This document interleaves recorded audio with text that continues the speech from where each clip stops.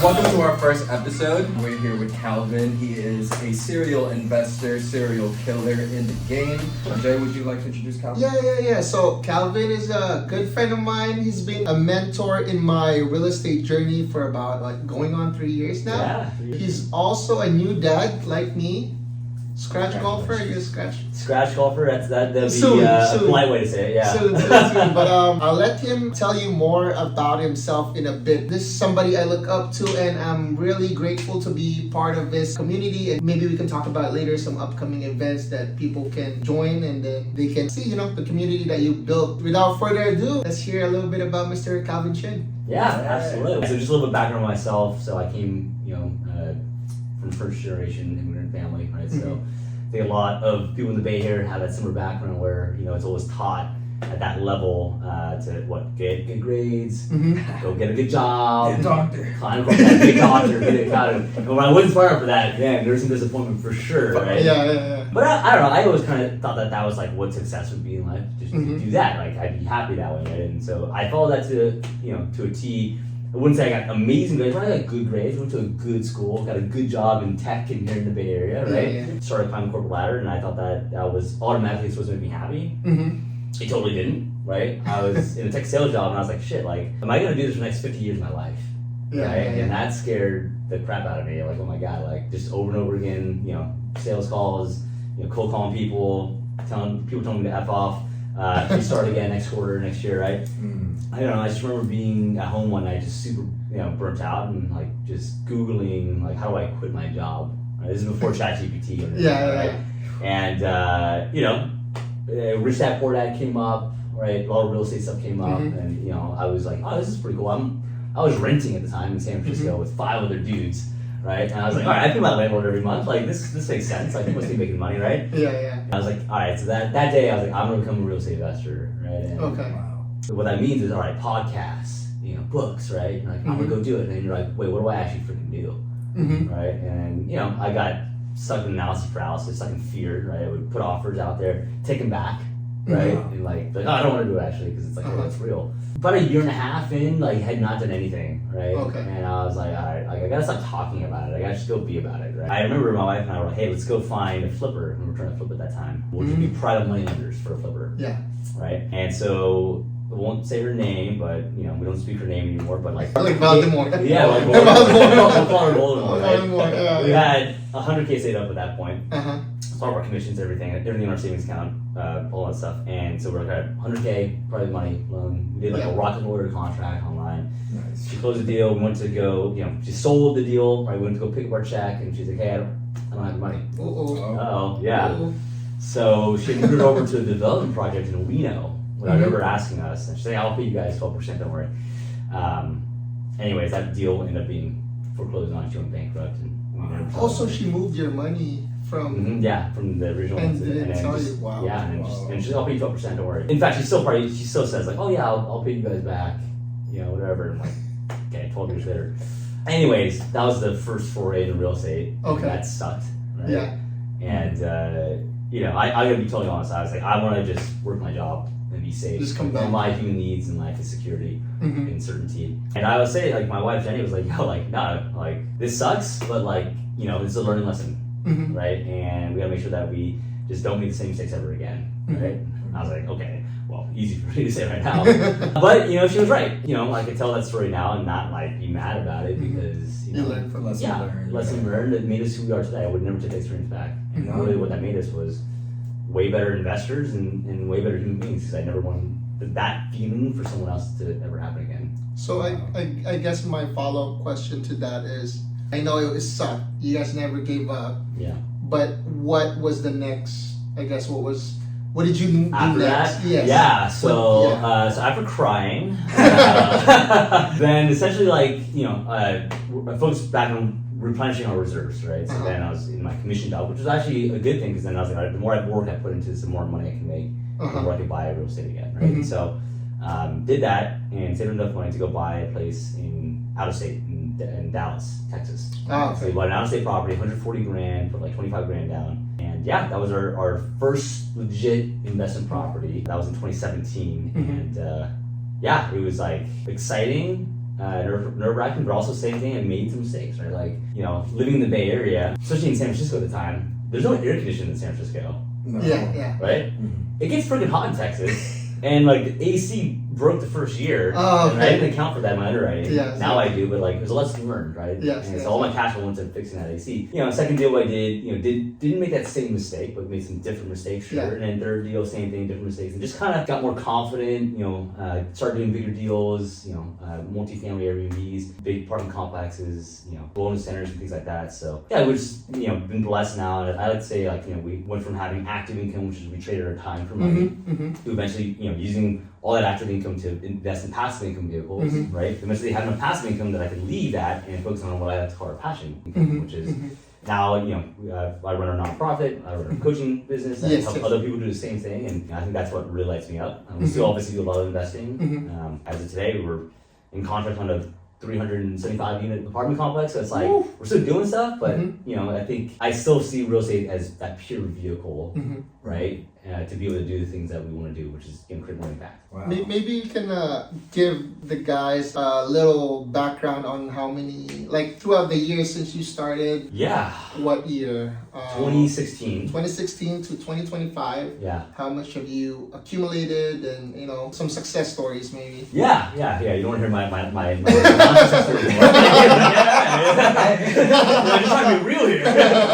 As of today, we have about 808 doors, and then by this year we'll have over 1,000 easily here. And so that's mostly apartment complexes. I think we have like 7 Airbnbs, a couple of long-term rentals, single-family houses. Still, they're not my favorite, but I still got them. And we have a bunch of apartment complexes. So Wow, so in 9 years, you got 800 plus doors. Yeah. That's insane. That's about like almost like 75 doors a year or something like that. Yeah, right. Average. Yeah. Yes. So, about 92 million of assets Wow. under management. Yeah. Wow. Where was the biggest jump between which year and what year? It was okay. So we did our first multifamily commercial deal, right? It was a 16 unit in Alabama, and I was telling you this earlier. I was like, the more money that I made at my tech job, right? And just that deal, and I had spent about 40 hours. My wife was like, "How many hours do you spend doing that deal?" I was like, "I don't know, 40 hours total, right?" And she's like, "How many hours do you work a week?" And I was like, 60 hours a week. And she's like, "Yo, that math isn't math, right?" And I'm like, "You're right. Your math doesn't math, right?" And so from that point on, it's 7 deals the next year. Yeah. In 2020, also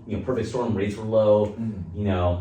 So we were buying up things were still at a low basis where we were buying, which was amazing, which means at low price per door. And so we just kind of hit this perfect storm and just like scaled a lot. And and then from there, like it was a lot of scale. And then what happens when you scale too fast is that you gotta get your operations in order. Yeah. Right? So then we brought management in management in-house. So I learned throughout my years is that 90% of property management companies suck. One of my mentors told me, he said, "Hey, because he had his own management company in-house, he said, hey, instead of paying other people to suck, I'm going to pay myself to suck." And I was like, okay, that inspires a lot of confidence. So brought management in-house. The first 3 to 6 months was an absolute hellhole getting that started, and it is. It's not like a high probability company, but what it does do is it gives you control of your assets again.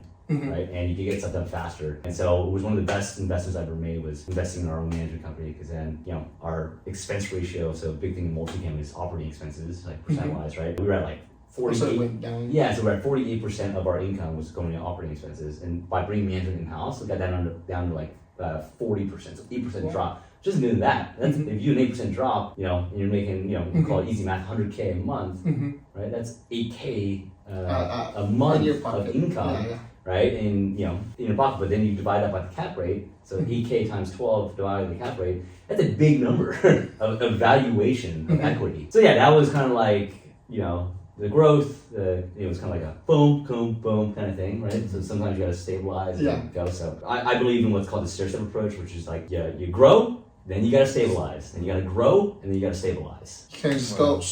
No, Or else you go. it's not healthy. Yeah. Yeah, you still on You go, and then you go. I saw a lot of people, get into real estate over the last like Yeah. 5 to 10 years that were like, and now it's like, where are they? So you have to really have your systems in place so you can account for new opportunities that are coming. You always fall to the systems that you have in place, right? If you Yes, don't have the yes, right yes. systems, you have nothing, right? Yes. So like I would say, it's like you don't even own a business if you don't have systems. Mm-hmm. And so that was a big lesson that we learned throughout that whole process, and I'm super grateful for those lessons. Oh, That's okay. great. Yeah. Yeah, no. I mean, obviously the best way to learn is to follow Calvin Chin on Instagram. to, get Obviously. started in investments. But what about you? What was, the educational factor? How did you learn about this thing? Yeah. Yes. That's great. YouTube, master classes? So first started with podcasts and YouTube, YouTube University.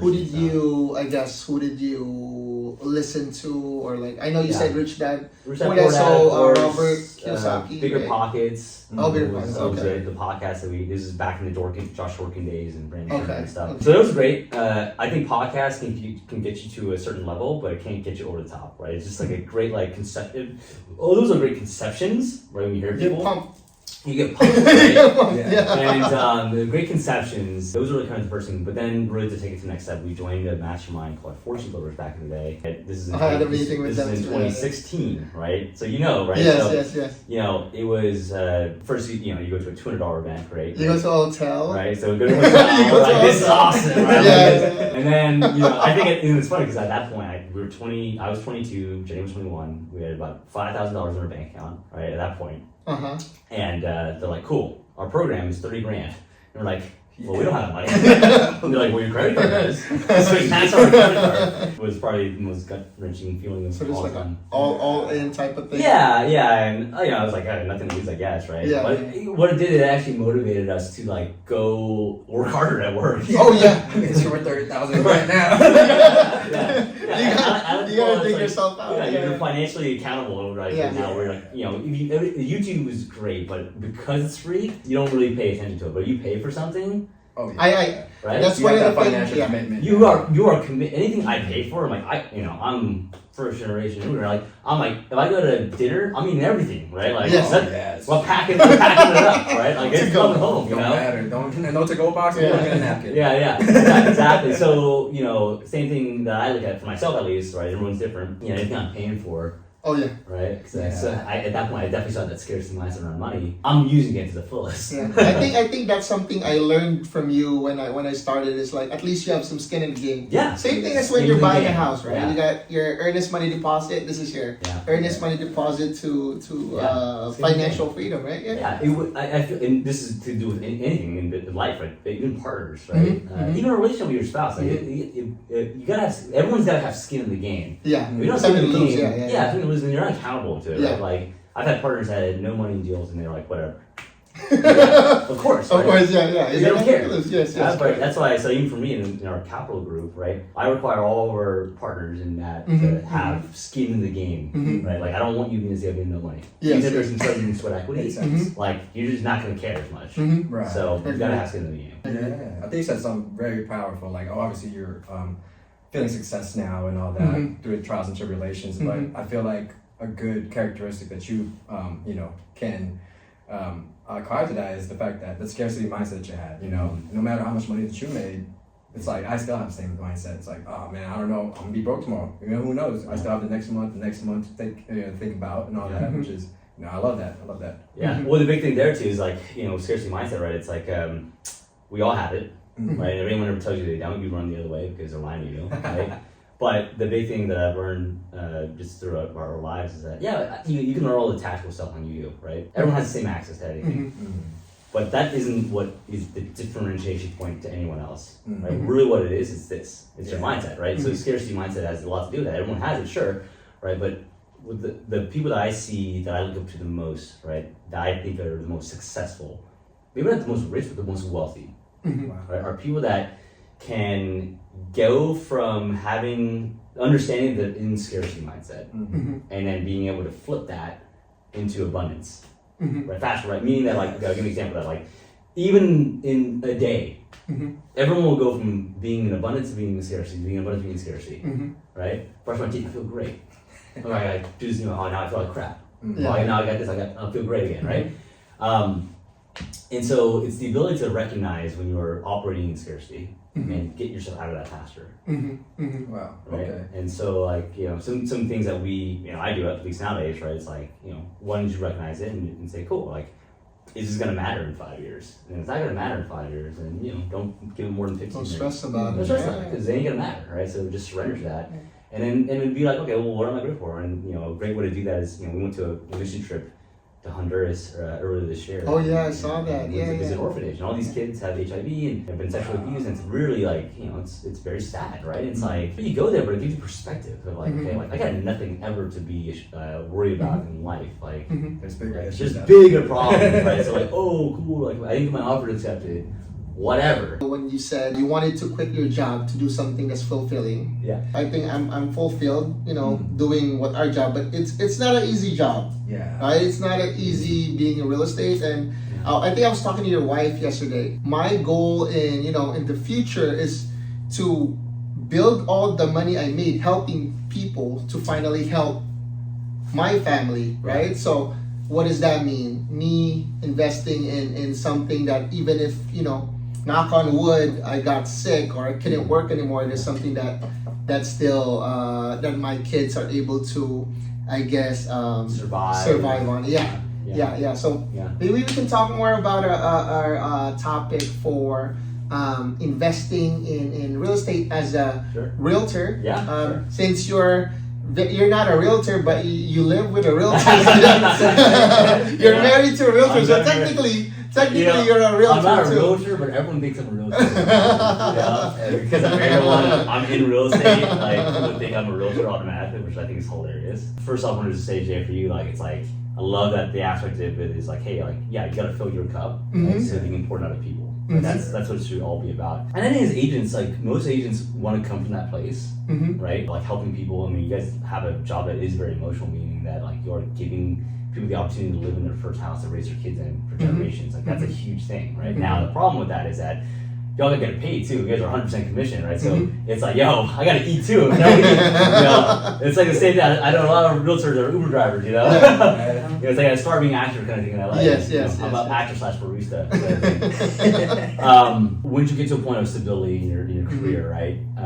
Being someone that is a realtor that actually invests is so important, because like how I look at it too is like, if you're gonna be a realtor that's serious about being a realtor, most people that you guys are working with, their primary house is the biggest investment they're ever gonna make, right? Agreed, right? And because of that, a realtor should be, I guess, have the skin in the game themselves, meaning that they should be able to talk the talk and walk the walk. Right. Now the problem I see is that most realtors, I think stats like 27% of realtors own investment property. That's it. Only 27? Only 27%. That's insane. Yeah. So it's like I'm a Mercedes-Benz dealer, right? Where I drive a BMW. What the F? Right. You gotta practice what you preach. Practice what you preach, right? Yes. So I mean, Jenny, me and Jenny, my wife, we were investors first, right? And so why she's such a successful agent is that she never came to people saying, hey, I want you to buy this house. What she said was like, hey, I have 100 doors. I do this myself.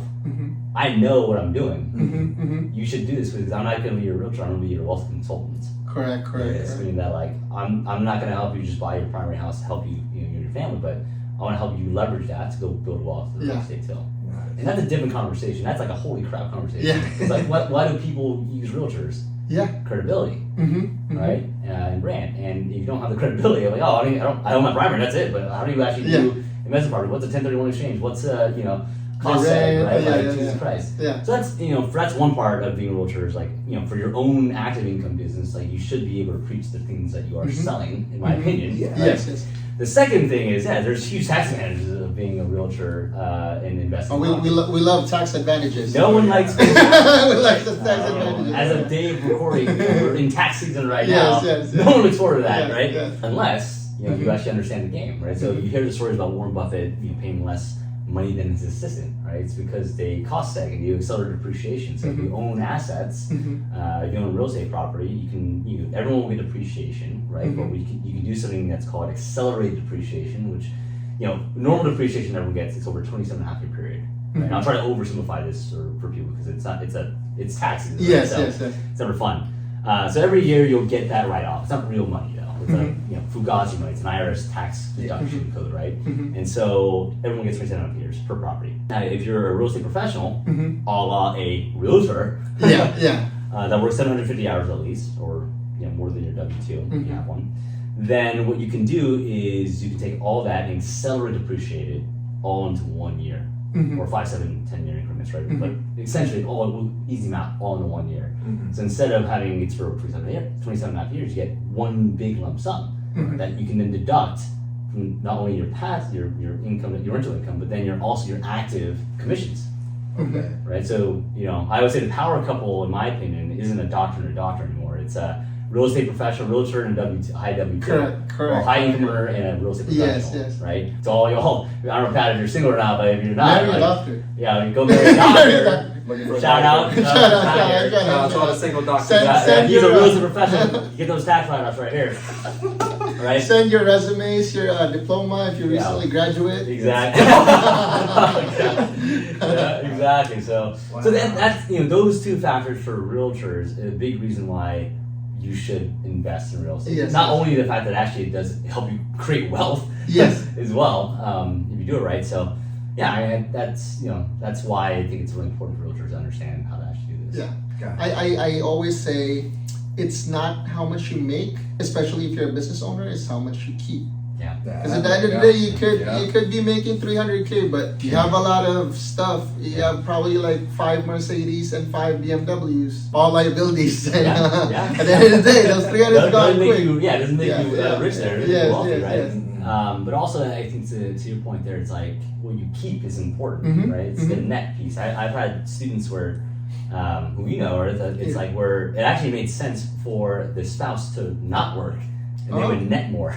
Oh, okay, You're gonna be okay. in a certain bracket. Is Yeah, that what? well, because that person could become a real estate professional, and that person was really a high income earner, Mhm. instead of having to pay taxes, you Mhm. could just write off Yeah. all Yeah. that stuff. And it's Wow. If quick tip, like if you're I don't know if I'm not an accountant, we're not accountants here, but I think if you're to be a real estate professional, even if you go into networking, if you go to a Zenco's university event, if you go to I think podcasts, you listen to. So I will kind of. I'm not an accountant. We're not accountants here. There's a very gray area Yeah, for that, yeah. so you should talk to your accountant. But it should be toward the property. The hours should go toward the property that you own. That I'll leave it at that. Would learning part of the If you're doing due diligence on the property that you're trying to buy, so it has to be something that you're it has to be, acquiring. it has to be toward the property that you own or Copy. will own. Oh, okay. Right, so due diligence. Right? So this is where you're really on the field. This is where the gray area is. Ah, I'll okay. leave it at that. Okay, We're okay. not accountants. We'll go to the Yeah, next next, topic. Yeah. Do you have any? I'm kind of wondering if you have any kind of horror stories that you came across that's Scarier than the 100K. At the 100K, if you can let us know, how old were you guys? 23 or something? 23 or 24? God damn, Yeah. 23 and you lose 100K. Oh, that's everything. Yeah.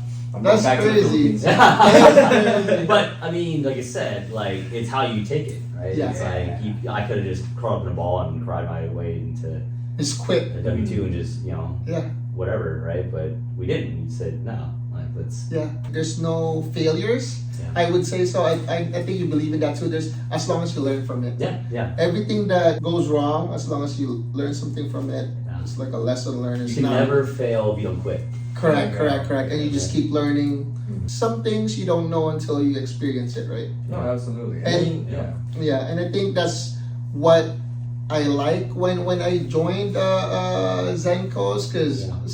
you have gone through the things that I've gone through. So I know you guys really preach about, hopefully the students don't have to go through what we've Yeah, gone through. yeah. So we actually talk about the deals that you have done. So, but yeah, to go back to your question, do you have any other? I know some stuff. You had like I mean, how much time we got? I mean, we have oh, you can tell every day, But again, it's how you position it. It's not horror stories, right? Like what they are, they're more learning lessons. Like Yes, you said, right? yes. It's like if you're in business in anything, you're always going to have something that doesn't go your way, Mhm. Yeah. right, or your perceived way. But Mhm.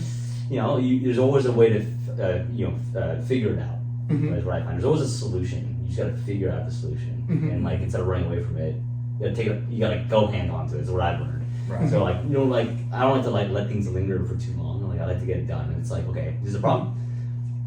Like today, we just transferred a property over to us, and we didn't, the electricity bill wasn't switched over to us, and so it was past due, right? Yeah, is that a problem? It's a short-term problem for like 5 minutes, but it's a very fixable problem. Yeah. So it's not really a problem, right? So a funny horror story. I mean, I had I had a couple tenants. It was 3 tenants in a fourplex. That one lady, 2 dudes. Anyways, they were all hooking up. Oh, wow. The 2 guys were hooking up. So these are different units? Yeah, different units, not knowing, like all neighbors, right? Once the other dudes found out about each other, they had guns. This is the Midwest and South, right? Oh And my god. so there were shots fired, right? Wait, so there's one girl and then 2 dudes, and they were, I guess, all of them were oh, wow, hooking okay. up, I guess, and they did not find out, and then they found out, and that was fun. So- But anyways, we essentially kicked them all out. Oh, okay, okay, Right? okay. It's a horror story because more funny because after we had to go clean up the place, right? And, Nobody got shot, right? no one got shot. No No one one got got shot. shot. No one got shot. Not cleaning up blood. No one got shot. There were just guns Oh, involved, okay, right? okay. But we found some really funny, ridiculous things that I can't imagine. This and is see, crazy. in a place, right? Yeah. So, Dang. Okay. So I guess we have season 2 of Calvin's Love Hotel. yeah, right? yeah, exactly. It was love of something. That's crazy. So I want to define it as a horror story, but a really funny story. Oh, yeah. Right, and again, there's a lot of horror stories Yeah. you can have, right? But again, they all have solutions somehow. Okay, yeah. And what you always tell me, right? If you're not having these kinds of problems, that means you're not doing. You're As not much- big enough yet. Yeah, you're not big So, enough yet. That's one of my mentors always telling me, he's like, hey, if you're not, you're not getting sued or whatever, like then you're not. You're not doing- You're you're not not doing doing- enough, yeah, sometimes, yeah, right? yeah, And, yeah. we got served for the first time. Mm-hmm. I was like, I was freaking out, but then I was like, you know what? Maybe I made it. Yeah. Such an yeah. awesome Yeah, perspective. yeah. You would live a lot happier that way. Too. Yeah, Again, it's yeah. not like a. Why is it happening to me? Yeah. Right. Why What was me? me Yeah. versus hell yeah? Yeah. I'm in That means fun that now. means you're doing a lot, right? Right. To be in those type of situations. Why is it happening for me? Yeah. And even when things, I'll give you another example here. Like I had a partner that I will basically just say was stealing from us, right? Okay. And that sucked. And that was one of the biggest gut punch moments in my life. Mhm. And essentially, from that experience, we had to create the management company, Mhm. right? Mhm. And that was I'm so happy that it forced me. I would never have done it. Yeah. Right, unless something like that happened. So, you look at the worst things that happen in your life and then start to track, okay, from that, I have to do this, but that made me a better person. It pushed me to do Yeah. this. To Or it kind of didn't, evolve, and that, that's a mindset thing, right? Yeah. Like if something bad happens to you, you have a choice. You can define yourself as saying, okay, I'm gonna make this and turn this around to be a better version of myself, or I'm gonna take this and why this happened to me, be a victim and blame other people, right? Mhm. Whatever it is, or you just take accountability for it and run with it. Yeah. Right. That's great lessons. Yeah. So, quick question on the management. So, on the markets that you're currently investing in, since you already have systems in place, are you managing other investors? No, I never managed Portfolio? it. I never want to manage So, it. so you just do your own. Yeah, You just yeah. do your own. Sure. Okay, Yeah, okay. Yeah, it's not fun to manage other people's stuff, man. Okay, That is never fun. okay. Because you can never exceed their expectation. Correct. You can Very only true. for yourself. So you have your standards at least. Yeah, You have your I standards. know that I'm in control. Yes. Okay. Okay. Quick questions. Short-term tenants versus long-term tenants. Which one do you prefer? Which one's the best? I mean, we have both. It depends in general. I mean, in a blue state like California, having short-term tenants have a huge advantage. Mhm. Okay. Because It's every day higher. is water, Yeah, right? Absolutely. Long-term tenants in red states are great, right? Yeah. Gotcha. Because, Wow. you can, if they're not paying, you can legally get them out fast, right? Yeah. So Good nugget. Yeah. it just depends. Like, there's no, So this is where, I guess, when you're investing in certain markets, this is where part of your due diligence of, okay, what's the strategy here? Mm. This is more tenant, landlord friendly, so it's nice to Right. do some long-term rentals compared to, I guess, short-term rentals. Yeah, and not to say that you can't Yeah. do short-term rental in red states, Oh, yeah. either, right? You can, right? It just, it's all situation. I mean, I've had some short-term renters that have been a total headache. People are just crazy, man. There's a lot of people out there, right? And being in real estate, you get to meet and interact with a lot of people, right? And there's some freaking just very crazy people, man. But what I say to that too is hey, they're not crazy. It's just what something's going on with them. Yeah. I wish them the best. Mhm. Move on with your life. So.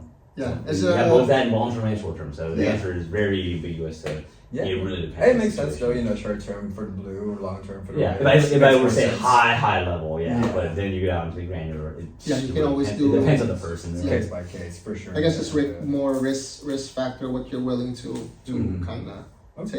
take. Mhm. Yeah. And then 800, how many? 880 doors? 808. 800. And 1,000 by the year. Yeah, I Are mean, we by doing the this time the we goal? close, by the time we close, it's 300. Oh yeah. Okay. So if this Yeah. deal closes, you'll be at 1,100. Yeah. Yeah. But Wow. it's not. He's not buying like one door at a time. This is Yeah, you go a yeah. snowball. This is Yeah, like a and- snowball effect. Exactly. Yeah. We used to buy single family houses. You buy a few of those a year, and great, right? But that's Yeah. one door, right? Yeah. And what I found is that's not scalable. Yeah. Right, so just do the big ones. If Yeah.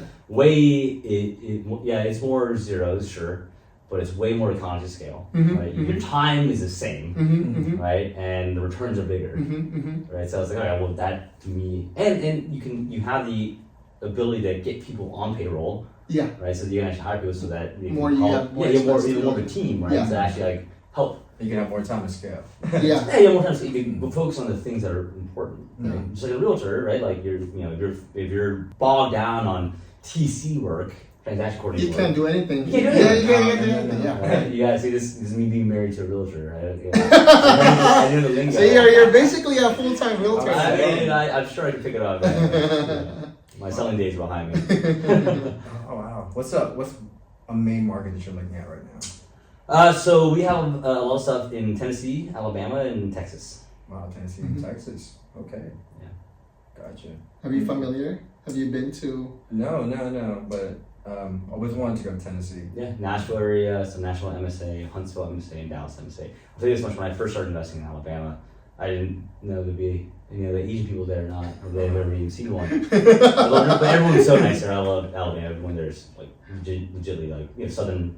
Yeah. Legit. Gotcha. Yeah. And the reason why you're focusing on that, are you focused on the metrics of population growth? Are you looking at, Yeah, you got population growth, you got job growth, supply is a big one right now, like oversupply, undersupply, demand as well. Right? Mhm. So you kind of gotta, again, like you can sell these metrics, right? But really what it is, it's combining all the metrics for a story, right? Like, okay, cool, like a market can have high supply, overbuilding, right, in Mhm. general, but if it has high population growth, and then they stop building, because of higher interest rates right now, Mhm. Yeah. what story does that tell you? Well, that story tells you that, yeah, in the short term, you're gonna have some pain, right? Maybe Mhm. rents go down a little bit, maybe prices go down a little bit, sure, Mhm. right? But in the midterm to 3 years from now, no one's building anything, then, and there's high Yeah, population growth, yeah, then what happens? yeah. Those units get absorbed, and then what happens? Then there's a demand issue again, undersupply and over demand, Yeah, right? yeah. And so you just gotta play the game, right? Of like, okay, like, you can listen to this podcast or YouTube, whatever, right? Like, think for yourself. Like, just get to a point where you're educated enough that you can make the decisions yourself. Don't rely on myself or any other person to tell you what's what. Like, you have to be responsible for your own journey, Correct. right? And Correct. like, Yeah. you being responsible for your own completely journey is like you actually being able to put the data points together Mhm. and create a story that you are gonna, Yeah. I don't say bet on, but yeah, you're gonna educatively bet on, yeah. Right. And then taking that step, Yeah, and actually taking action on that. Yeah. Unless you're giving us equity, then you can we can join you. Yeah. Hey, there's always room for more. We always look for partnerships and stuff. So Yeah, Yeah, then- I have no more questions. But- yeah. Jay. I learned a lot. No, A lot. definitely. Yeah. Even though I talk to you, I see Yeah, you monthly. We talk monthly, Yeah. but yeah, different it was- format. yes. It's a PB&J format. PB&J. Okay, so that's a Yes. new title. Yeah. PB&J podcast. PB&J podcast, and on our first guest, Yeah. Mr. Calvin Chin. Thank you so much. Yeah, of course, guys. Thanks for the time. Yeah. Really. Thank you. Absolutely. Cool. Thank you. All I right, think we'll just pull out Yeah, PB&J at the end of the show. Yeah. Awesome. I like the PB&J. That's cool. I like that. Love that. Yeah, you can So find I- out what the B means, right? Thanks Yeah. for the